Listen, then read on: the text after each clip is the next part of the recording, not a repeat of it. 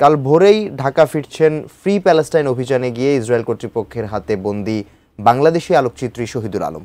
শুক্রবার ইসরায়েল থেকে মুক্তির পর এ মানবাধিকার কর্মী তুরস্ক পৌঁছান স্থানীয় সময় বিকেলে এবং সন্ধ্যায় ঢাকাগামী ফ্লাইটে ওঠেন।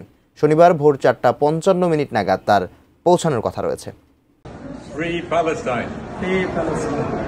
গাজায় যুদ্ধাবসানের আনন্দের পরই আলোকচিত্রী শহীদুল আলমের মুক্তির খবর সবাইকে উৎকণ্ঠামুক্ত করল। শুক্রবার বিকেলে ইসরায়েল থেকে টার্কিশ এয়ারলাইন্সের ফ্লাইট টিকে 6921 স্থানীয় সময় 2:30টায় ইস্তাম্বুলে নামে।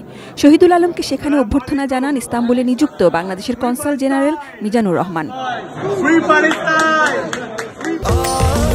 স্বাস্থ্যকর অল টাইম ফ্যামিলি কেক, সব সময় all time healthy life. Shahidul আলমের মুক্তি ও নিরাপদ প্রত্যাবর্তনে সহযোগিতা করার জন্য প্রধান উপদেষ্টা প্রফেসর মোহাম্মদ ইউনূস তুরস্কের প্রেসিডেন্ট রিসেপ তাইপ এরদোয়ানের প্রতি কৃতজ্ঞতা জানিয়েছেন। এর আগে শহীদুল আলম যখন গাজা অভিমুখে যাচ্ছিলেন তখনও তার প্রতি সমর্থন জানিয়ে বার্তা দিয়েছিলেন প্রধান উপদেষ্টা। প্রেস উইং থেকে সবশেষ পরিস্থিতিও জানানো হচ্ছিল বারবার। শহীদুল আলমের মুক্তির পর ফেসবুকে তার ভেরিফাইড পেজে ডক্টর মোহাম্মদ ইউনূসের প্রতি কৃতজ্ঞতা জানানো হয়। জাতিসংঘ সাধারণ পরিষদের ভাষণে ডক্টর মোহাম্মদ ইউনূস বলেছিলেন, পূর্ব জেরুজালেমকে রাজধানী করে স্বাধীন ফিলিস্তিন রাষ্ট্র প্রতিষ্ঠার মাধ্যমে দ্বিরাষ্ট্র সমাধান এখনই বাস্তবায়ন করতে হবে। তার সে ভাষণের প্রতিও কৃতজ্ঞতা জানান শহীদুল। গত 8 অক্টোবর গাজা অভিমুখী ফ্রিডম ফ্লোটিলা কোয়ালিশনের সবচেয়ে বড় জাহাজ কনসায়েন্সকে আটক করে ইসরায়েল। বাংলাদেশি আলোকচিত্রী শহীদুল আলম সহ 93 জন অধিকার কর্মী জাহাজটিতে ছিলেন।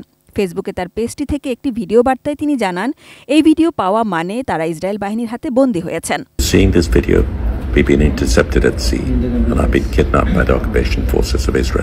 ইসরায়েলি কর্তৃপক্ষের হাতে শহীদুল আলম আটক হওয়ার পর জর্ডান, মিশর ও তুরস্কে বাংলাদেশের দূতাবাসকে তার মুক্তির জন্য কূটনৈতিক পদক্ষেপ নিতে নির্দেশ দিয়েছিল সরকার।